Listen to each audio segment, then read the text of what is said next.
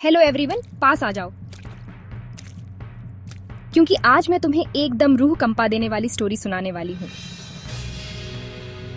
ये गणेश चतुर्थी के दिन की बात है, जब मैं और मेरे हस्बैंड, उनके फ्रेंड और उनकी वाइफ के साथ 3 दिन के लिए पुडुचेरी घूमने गए थे।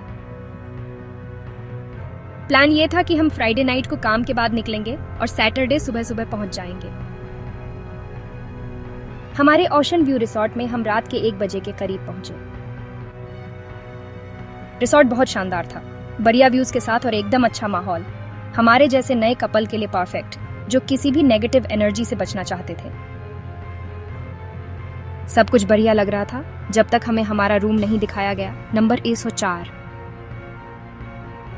हॉलवे में हल्की सी लाइट थी और एकदम खामोशी छाई हुई थी। जैसे ही मैं रूम में घुसी, मुझे कुछ अजीब सा लगा। बाहर गर्मी होने के बावजूद रूम में अजीब सी ठंड थी।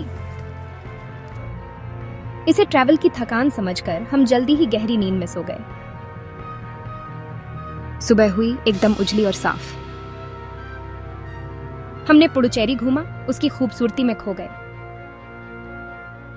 जैसे ही सूरज डूबा, हम रिसोर्ट वापस आ गए और अपनी शाम को एक छोटी सी पार्टी में बदल दिया, जो देर रात तक चली। रात के लगभग 3 बजे मैं अचानक से उठ गई। मेरा दिल जोरों से धड़क रहा था जैसे ही मैंने अपनी बाईं ओर देखा,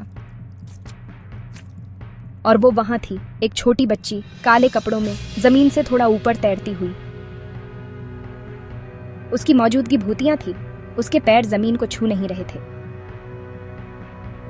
जैसे ही मैंने डर के मारे उसे देखा, उसने अपना सिर मेरी तरफ घुमाया। मेरी चीख मेरे गले में ही अटक गई, मैं डर के मारे जम गई। उसकी आंखें एकदम खोखली और गहरी मेरी आंखों में गड़ी हुई थी। एक ठंडी दहशत की लहर मुझ पर छा गई, मुझे वहीं जड़ दिया। रूम और भी ठंडा हो गया, एक भयानक एनर्जी से भर गया। इस डर से खुद को छुड़ाने के लिए मैंने अपने भगवान पर ध्यान लगाया। धीरे से मैंने शिव तांडव स्तोत्र और गणपति मंत्र का जाप शुरू कर दिया।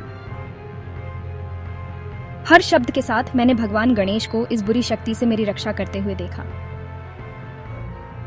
धीरे धीरे वो बच्ची गायब हो गई, एक अजीब सी खामोशी छोड़कर। मेरे हस्बैंड सोते रहे, उन्हें इस बुरे सपने का कुछ भी पता नहीं चला जो अभी अभी हुआ था। डरी और घबराई हुई मैंने समझने की कोशिश की कि क्या हुआ था। मेरे सपने में मुझे जो गुप्त संदेश मिला था, जमीन तुम्हें याद रखेगी, और वो आवाज जो कह रही थी कि हम पिछले जन्म से जुड़े हैं, इस रहस्य को और भी गहरा कर दिया। ऐसा लगा जैसे किसी और जमाने से कोई संदेश आया हो, मुझे इसके मतलब और महत्व पर विचार करने के लिए कह रहा हो। आखिरकार रूम नंबर 104 में उस भूतिया बच्ची से हमारी मुलाकात हमारी जिंदगी का एक डरावना अध्याय बनकर रह गई।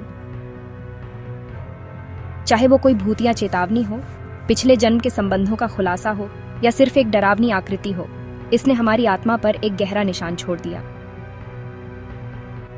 वो अंधेरा जो हमारी छुट्टियों में घुस आया था, ये एक कड़वा याद दिलाता है कि कुछ रहस्य हमारी समझ से परे हैं और कुछ डर एकदम असली होते हैं।